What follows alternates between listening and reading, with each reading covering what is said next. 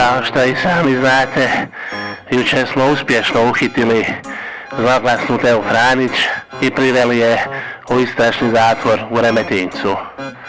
Zbog hemeroida koje su naši policajci zaradili sjedeći na onim neudobnim drvenim stolicama puna 2 dana ispred njenog stana, morali smo reagirati promptno i energično.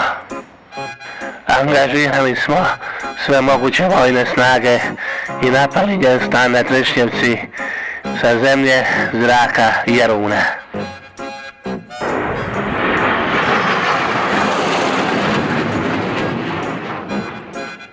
Prilikom uhićenja gospođa Franić uspjela oblizati 10-ak specijalaca, ali ono što je najbitnije, riješili smo i onaj hladni hamburger što je stajao danima ispred njenih vrata.